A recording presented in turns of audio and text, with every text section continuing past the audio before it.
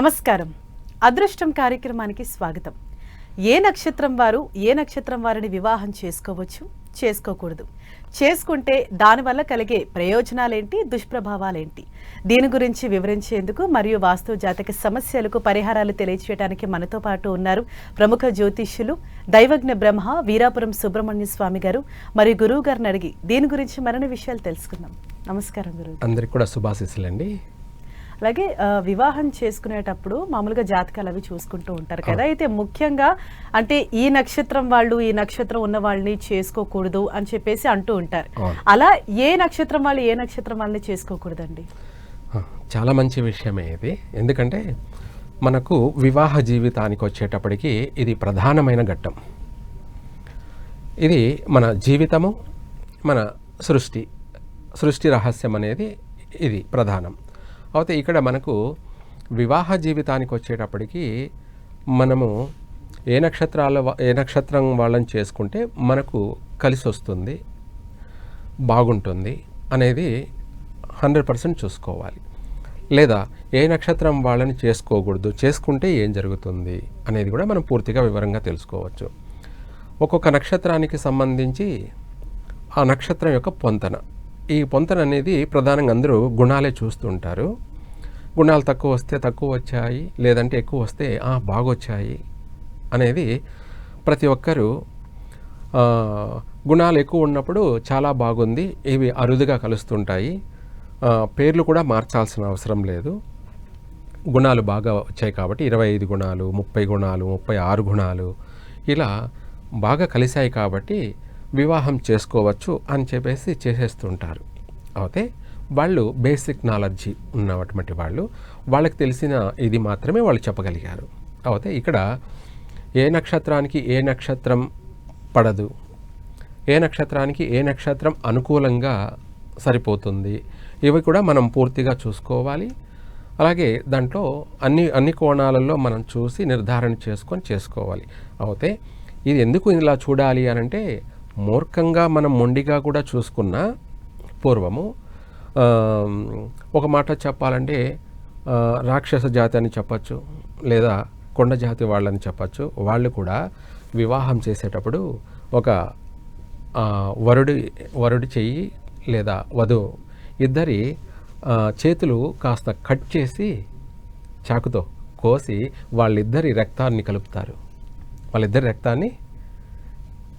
కలుపుతారంటే వివాహం అయిపోయింది అని. అందులో కూడా ఆ రక్తం కూడా రెండు కూడా ఏ విధంగా ఉన్నాయి, ఎట్లా సెట్ అయ్యాయి అంటే దీన్ని మనం ఇప్పుడు పరీక్ష DNA అంటాం కదా, అలా బ్లడ్ టెస్ట్ అన్నట్టుగానమాట. దాంట్లో కూడా చూసుకుంటే ఇందాక మనం చెప్పుకున్నట్టుగా నక్షత్రాలు, అశ్విని నక్షత్రం ఇది పురుష నక్షత్రం, ఇది అశ్విని నక్షత్రం. అనురాధ నక్షత్రం అనుకుందాం. అనురాధ నక్షత్రం అనేది స్త్రీ నక్షత్రం అన్నమాట, స్త్రీ నక్షత్రం. అనురాధ నక్షత్రం అబ్బాయి అయ్యి, అశ్విని నక్షత్రం అమ్మాయి అయ్యి వివాహం చేసుకున్నట్టయితే అన్నిట్లోనూ నష్టాలే అధికంగా ఉంటాయి. అన్నిట్లో అంటే ఏమిటి అంటే, ముందుగా ఈ ఇద్దరు గుణాలు చూసుకుంటేనేమో సరిపోతాయి, బాగానే ఉన్నాయి. అలాగే వర్గ అంటే అటు అశ్విని నక్షత్రము గుర్రము, ఇటేమో అనురాధ నక్షత్రము లేడీ జింక్ అన్నమాట. ఈ రెండిటికి సరిపోతుంది. అలాగే గణాలు కూడా చూసుకుంటే ఇద్దరు దేవగణాలే, బాగానే ఉంది. ఇక్కడ అమ్మాయి పురుష నక్షత్రం అయి ఉంది కాబట్టి, అబ్బాయి స్త్రీ నక్షత్రం అయి ఉంది కాబట్టి వివాహం చేయరాదు. అబ్బాయి అశ్విని నక్షత్ర జాతకుడై అమ్మాయి అనురాధ నక్షత్ర జాతకురాలైతే వివాహం చేయవచ్చు. అర్థమైందా మీకు ఇందులో లాజిక్? ఏమిటంటే, అమ్మాయి అశ్విని నక్షత్ర జాతకురాలై ఉండి అబ్బాయి ఏమో అనురాధ నక్షత్ర జాతకుడై ఉంటే వివాహం చేయకూడదు. ఎందుకంటే అమ్మాయి డామినేషన్ ఓవర్, తను పురుష జాతికి చెందింది కాబట్టి, ఇతనేమో అబ్బాయి కాబట్టి స్త్రీ జాతికి చెందిన వాడయ్యాడనమాట. అందుకు రివర్స్ అవుతుంది జీవితం. అదే అశ్విని నక్షత్రం అబ్బాయి అయి ఉండి అనురాధ నక్షత్ర అమ్మాయి అయి ఉంటే వివాహం చేయవచ్చు. ఇది సెట్ అవుతుంది.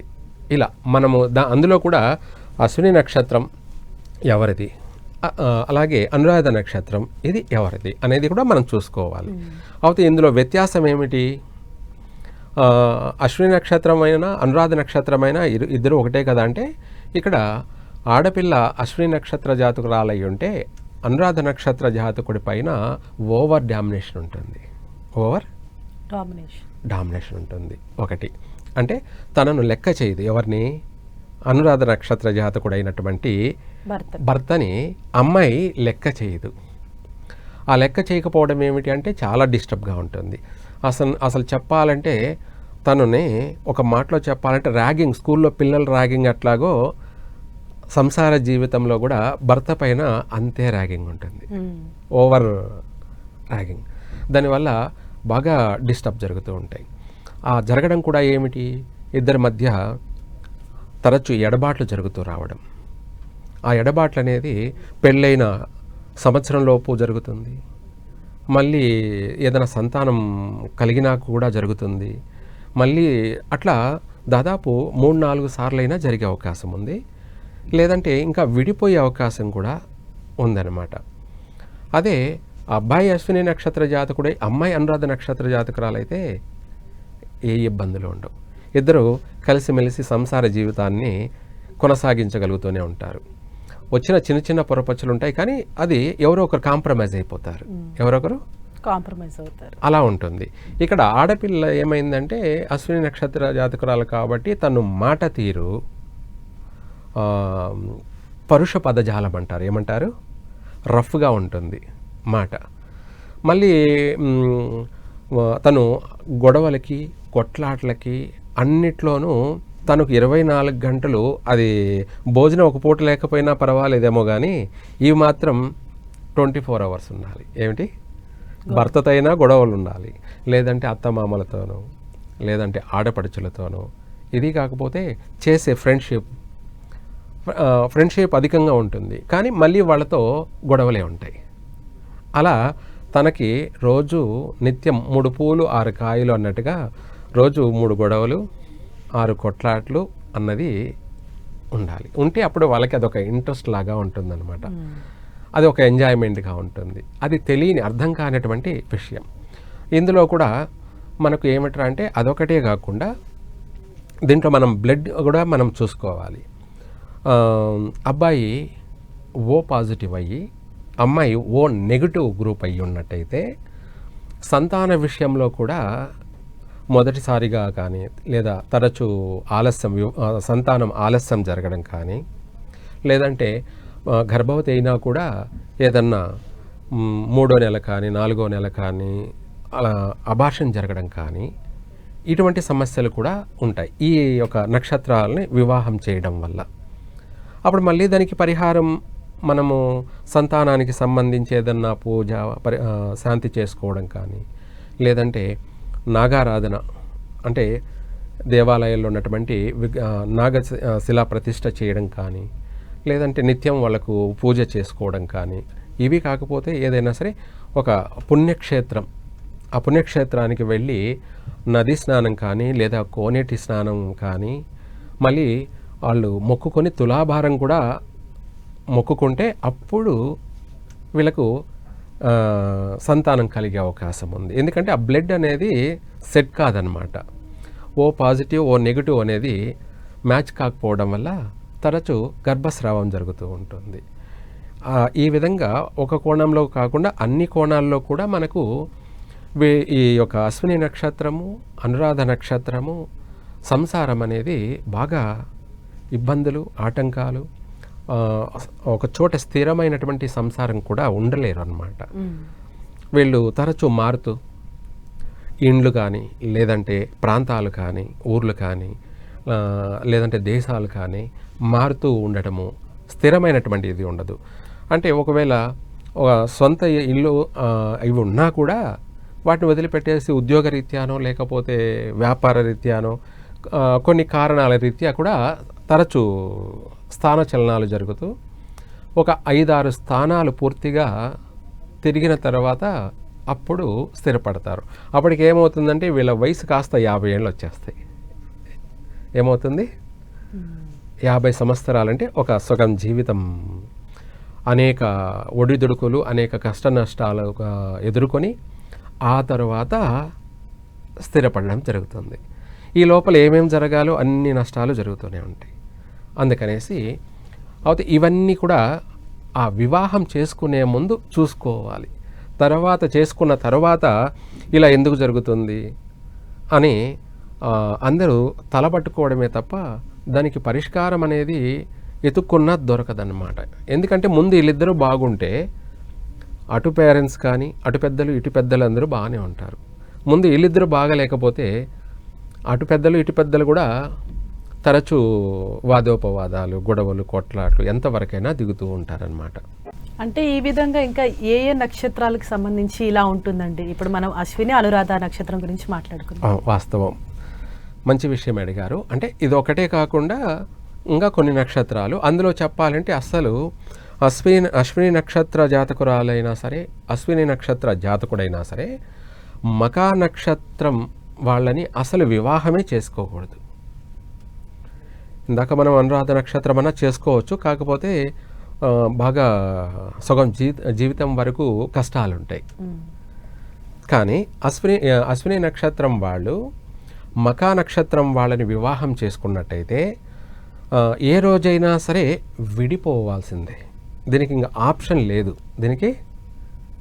లేదు, మనం ఇంకా మనం అనేక ప్రయత్నాలు చేయడమే. ముందే వివాహం చేసుకునేటప్పుడే ఈ నక్షత్రం మనకు సరిపోదు అని చెప్పేసి మనం దాన్ని అవాయిడ్ చేయాలి. ఇదేమిటంటే కొంతమంది మామూలుగా సాధారణమైనటువంటి పూజారులు అడిగినప్పుడు వాళ్ళకి ఇంత అవగాహన ఉండదన్నమాట. మామూలుగా వాళ్ళు చూసి గుణాలు ఉన్నాయా లేవా అని చెప్పేస్తారు. లేదు గుణాలు లేకపోతే ఏం చేస్తారంటే పేరు మార్చేసైనా పెళ్లి చేసేస్తారు. తర్వాత పాపం వాళ్ళ బాధలు వాళ్ళవే. కానీ వివాహ విషయంలో మాత్రం వీళ్ళు గుణాలు సరిపోయాయి అనుకోండి, 18 గుణాలు వచ్చాయనుకోండి, సరిపోయింది చేసుకోవచ్చు అంటారు. ఇక్కడ మకా నక్షత్రం వాళ్ళు చేసుకోవచ్చా చేసుకోకూడదా అనేది కూడా వాళ్ళకి అంత అవగాహన ఉండదు. మనకు గుణాలు సరిపోలేదనుకోండి ఒకవేళ, అప్పుడు వీళ్ళు ఏం చేస్తారంటే ఆ పేరు మార్చేసి వివాహం చేస్తారు. ఆ తర్వాత ఇదే నష్టాలు. మనము ఎన్ని పేర్లు మారిస్తే లాభమే ఉంది? మన తలరాత అనేది ఎవరు మార్చాలి? అదేదో ముందే మనము జాగ్రత్త పడి ఒక అడుగు ఆలస్యమైన తొందరపాటు లేకుండా, ఎందుకంటే ఇది 100 ఏళ్ల జీవితం కదా, కాబట్టి ఒక రోజుతో పోయేది కాదు. కాబట్టి కంపల్సరిగా జీవిత భాగస్వామిని ఎంపిక చేసుకునేటప్పుడు మనకు ప్రధానంగా చూసుకోవాల్సింది నక్షత్ర పొంతన. ఆ నక్షత్ర పొంతన బట్టి మనకు గ్రహ పొంతన, గ్రహ మైత్రి అంటారనమాట. ఇవి ముఖ్యంగా చూసుకోవాలి ఈ నక్షత్రాలలో. మళ్ళీ మనం అక్కడ చూసుకునేటప్పటికీ తత్వం చూసుకోవాలి. తత్వం అంటే ఆ నక్షత్రాలను బట్టే వస్తుందన్నమాట. అబ్బాయి అగ్నితత్వం వచ్చాడనుకోండి, అమ్మాయి జలతత్వం వచ్చిందనుకోండి, అది ఎవరైనా సరే చేసుకోకూడదు. ఆ నక్షత్రాన్ని బట్టి వాళ్ళ యొక్క తత్వం అంటే మనస్తత్వం అన్నమాట. ఇక్కడ అగ్నితత్వానికి జలతత్వానికి విరోధం అంటే నిత్య శత్రుత్వం అన్నమాట. నీళ్లు అలాగే అగ్ని అన్నది, ఉప్పు అగ్ని అలా అన్నట్టుగా అలా ఉంటుంది. అందుకనేసి ఇవి కూడా మనం చూసుకొని, ఇవన్నీ కూడా చూసుకొని అప్పుడే ఆ వివాహాన్ని మనము నిర్ణయించుకోవాలి. ఇక్కడ ఇవన్నీ చూడకుండానే గుణాలు మాత్రమే చూస్తారు, అంటే పాయింట్స్ మాత్రమే చూస్తారు. అది తప్పు అన్నమాట, 100%. దానివల్ల ఏమవుతుంది అంటే మనం చేసేదాన్ని బట్టి ఒక సంసార జీవితం బాగుంటుందా బాగుండదా, బాగుంది అంటే అది మనం చేసేదాన్ని బట్టి ఆధారపడి ఉంటుంది.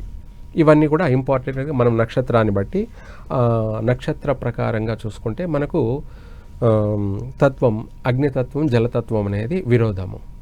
అలాగే మనకు గణాలకు వచ్చేటప్పటికి రాక్షస గణము, దేవగణము అనేది కూడా చేసుకోకూడదు.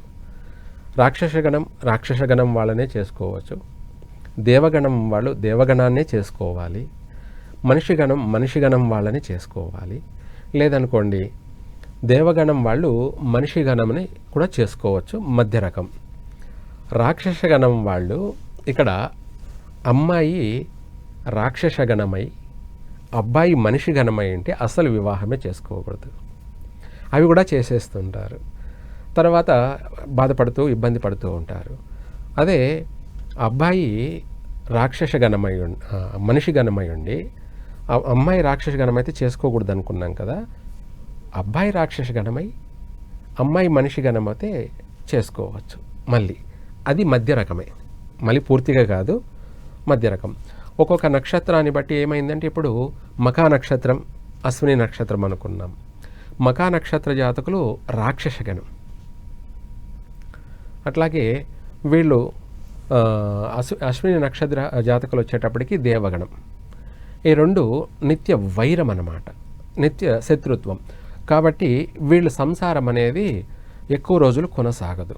100% విడిపోయే ఛాన్సెస్ పూర్తిగా కూడా ఉంటాయన్నమాట. అందుకనేసి ఈ నక్షత్ర జాతకులు, అశ్విని నక్షత్ర జాతకులు మఖా నక్షత్రం వాళ్ళని చేసుకోకూడదు. మఖా నక్షత్రం వాళ్ళు కూడా అశ్విని నక్షత్రం వాళ్ళని చేసుకోకూడదు. తర్వాత అశ్విని నక్షత్ర జాతకులు ఇంకా ఎవరెవరిని చేసుకోకూడదు అనంటే మళ్ళీ అశ్విని నక్షత్రం వాళ్ళు అశ్విని నక్షత్రం వాళ్ళనే వివాహం చేసుకోకూడదు.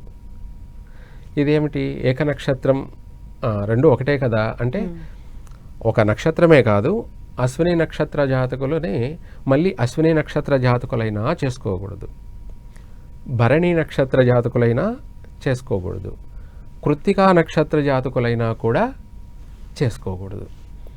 చేసుకున్నట్టయితే జీవితంలో పెద్ద పెద్ద సమస్యలే ఎదుర్కోవాలి. ఆ సమస్యలన్నీ ఎవరైనా సరే ఆ ఇబ్బంది పడుతున్న వాళ్ళని అడిగితే చెప్తారు ఎలాంటివని. అది విచిత్రమైనటువంటి సంసార జీవితాలు అంటారు వాటిని. అందుకనేసి ముందుగానే మనము వివాహం చూసుకునేటప్పుడు ఈ నక్షత్రాలని పూర్తిగా అవాయిడ్ చేయాలి. ఇలాంటి ఇంకా కొన్ని నక్షత్రాలు ఉంటాయి. మనం దాన్ని బట్టి ఏది చేసుకోవాలి ఏది చేసుకోకూడదు అనేది కూడా మనకే కొంత అవగాహన కలగాలి. అవగాహన అంటే పేరెంట్స్కి ఎవరికైనా కూడా అవగాహన ఉంటే తప్పకుండా వాళ్ళు దాన్ని అధిగమించగలుగుతారు. ఒకవేళ పూజారి చెప్పినా ఇలాంటివి చేసుకోకూడదని చెప్పారు గురువులని కూడా వాళ్ళు తెలియచేయగలుగుతారు. దీంతోపాటు మరి ఎవరిని చేసుకోవచ్చు అంటే అశ్విని నక్షత్ర జాతకులు రోహిణి నక్షత్ర జాతకులను చేసుకుంటే బాగుంటారు, చాలా బాగుంటుంది. వీళ్ళిద్దరికీ కూడా జీవితాంతం కూడా చిన్న చిన్న ఒడిదుడుకులు ఉండొచ్చేమో కానీ సంసార జీవితంలో అన్నీ శుభాలే. సంతాన విషయము, ఆరోగ్య విషయము, ఆర్థిక పరంగా అభివృద్ధి విషయము, వీళ్ళ యొక్క సంసార జీవితం బంధం అంటారు. ఇద్దరి యొక్క బాండింగ్ అనేది, అనుబంధం అనేది వీలైనంత వరకు శాశ్వతమైన బంధమే కొనసాగుతుంది. సామాన్యంగా ఎడబాట్లు జరగడాలు కానీ, ఇద్దరి మధ్య మనస్పర్ధలు కానీ, గొడవలు కానీ, పొరపాట్లు కానీ ఏవి ఉండవు. ఇద్దరు కలిసిమెలిసి జీవితాంతం కొనసాగించగలుగుతారు. అలాగే మనకు అశ్విని నక్షత్ర జాతకులకి ఒక రోహిణినే కాకుండా ఆరుద్ర నక్షత్రం, పుష్యమి నక్షత్ర జాతకులు, వీళ్ళే కాకుండా మళ్ళీ హస్త నక్షత్ర జాతకులు, స్వాతి నక్షత్రము, ఇందాక మనం చెప్పుకున్నట్టుగా అనురాధ నక్షత్రం అనేది మధ్య రకం. అది ఎవరు చేసుకోవాలి ఎవరు చేసుకోకూడదు అనేది కూడా మనం నిర్ణయించుకోవాలి. మళ్ళీ జ్యేష్ఠ నక్షత్రం వాళ్ళని చేసుకోకూడదు, మూల నక్షత్రం వాళ్ళని కూడా చేసుకోకూడదు. జ్యేష్ఠ కానీ మూల కానీ ఓవర్ అంటే ఇద్దరే ఇంకా ఇద్దరు మొండి వాళ్ళేనమాట. అందువల్ల వీళ్ళ మధ్య ఎక్కువగా సమస్యలు ఏర్పడే అవకాశం ఉంది. అంటే గొడవలు, కొట్లాట్లు తీవ్ర స్థాయిలో ఉండే అవకాశం ఉంటుంది. తర్వాత పూర్వాషాఢ నక్షత్ర జాతకుల్ని చేసుకోవచ్చు, శ్రవణ నక్షత్రం గల వాళ్ళని కూడా చేసుకోవచ్చు. తర్వాత శతభిష నక్షత్రం వాళ్ళని కూడా చేసుకోవచ్చు కానీ మధ్య రకం. ఎందుకంటే శతభిష నక్షత్రం అన్నాము అదేమో రాక్షస గణము, గుర్రము. ఏది శతభిష నక్షత్రం జంతువుల్లో గుర్రము, గణం వచ్చేటప్పటికి రాక్షస గణము. ఇక్కడ అశ్విని నక్షత్ర జాతకులేమో దేవగణము అలాగే గుర్రము. అంటే ఇద్దరు గుర్రాలు కాబట్టి ఇంకా వీళ్ళ జీవితం అనేది 100% బాగలేకపోయినా 50-50 అయితే మాత్రం బాగుంటుంది. అంటే ఏదైనా సమస్య వచ్చినా కూడా వీళ్లకు మనం పరిష్కారం చేస్తే ఆ పరిష్కారం అనేది సక్సెస్ అవుతుంది. మనం పరిష్కారం చేయకపోయినా కూడా వాళ్ళే ఏదైనా సరే మ్, భార్యాభర్తలు బాగుండడం కోసం ఎటువంటి వ్రతం చేసినా లేదా దేవాలయానికి వెళ్ళి తరచూ ఇద్దరు దర్శనం చేసుకోవడం, లేదంటే ఏదైనా అభిషేక కార్యక్రమాలు, ఇటువంటి పూజా కార్యక్రమాలు చేసుకుంటూ ఉన్నా కూడా వీళ్ళ మధ్య వచ్చినటువంటి సమస్యలు అనేవి తొలగిపోతాయి, పరిష్కారం అవుతుంది. మళ్ళీ కాస్త పొరపాటు వచ్చింది కూడా వైదొలిగిపోయి మళ్ళీ కలిసిమెలిసి జీవితాన్ని కొనసాగించగలుగుతారు. రాక్షస గణమే కానీ సెట్ అవుతుందన్నమాట. అలా ఆ విధంగా ఈ యొక్క శతభిష నక్షత్రమే కాకుండా ఉత్తరాభద్ర నక్షత్ర జాతకుల్ని కూడా వీళ్ళు వివాహం చేసుకోవచ్చు. రేవతి నక్షత్రం వాళ్ళని కూడా చేసుకోవచ్చు. కానీ మళ్ళీ కూడా ఇది రేవతి నక్షత్ర జాతకులకి అశ్విని నక్షత్ర జాతకుల్ని చేసుకోకూడదు. ఎవరు? అశ్విని నక్షత్రం అంటే రేవతి నక్షత్రం 27వ నక్షత్రం ఇది. ఈ నక్షత్రం వాళ్ళు అశ్విని నక్షత్ర జాతకుల్ని వివాహం చేసుకోకూడదు, వీళ్ళకు సరిపోదు. ఇందాక మనం సేమ్ చెప్పుకున్న ప్రాసెస్సే. రేవతి నక్షత్రం వాళ్ళు అశ్విని నక్షత్రం వాళ్ళని చేసుకోవడం వల్ల సంతాన విషయంలో ఇబ్బంది ఉండదు, కానీ వీళ్ళ సంసార జీవితంలో ఇద్దరి బంధం అనేది శాశ్వతంగా కొనసాగే అవకాశం ఉండదు. తరచు ఇద్దరి మధ్య భేదాభిప్రాయాలు, గొడవలు, కొట్లాట్లు, ఎడబాట్లు ఇవి అధికంగా ఉంటుంటాయి వీళ్ళిద్దరి మధ్య. అందుకనేసి రేవతి నక్షత్రం వాళ్ళు కూడా అశ్విని వాళ్ళని చేసుకోకూడదు. అశ్విని వాళ్ళకి రేవతి నక్షత్రం సరిపోతుంది, రేవతి నక్షత్రం వాళ్ళకి అశ్విని సరిపోదన్నమాట. ఇలాంటి మిస్టేక్స్ ఉంటాయి. మనం గుణాలు చూసేటప్పటికి చాలా బాగున్నాయి గుణాలని అనుకుంటాం, కానీ తర్వాత జీవితంలో తెలుస్తుంది ఈ గుణాలు కాదు, ఎవరు ఇవి ఇటువంటి వాళ్ళే అంటుంటారు. ఏమని, జాతకాలు ఏమిటి మనం చూసే చేసుకున్నాం, ఎందుకు ఇలా జరుగుతుంది, ఇద్దరి మధ్య తరచు గొడవలు వస్తున్నాయి, ఇద్దరికి సరిపోవడం లేదు, తను నా మాట వినడం లేదు అని తనంటే, ఆయన నా మాట వినడం లేదని ఆమె అంటే, ఇవన్నీ కారణం ఏమిటంటే ఇలాంటివే. అలాగే గురువుగారు, వివిధ నక్షత్రాల యొక్క గుణగణాలు ఏంటి, చేసుకుంటే ఏ విధంగా ఉంటుంది, ఎటువంటి పరిహారాలు చేసుకోవాలో తెలియజేసినందుకు ధన్యవాదాలు. సర్వే జన సుఖినో భవంతు.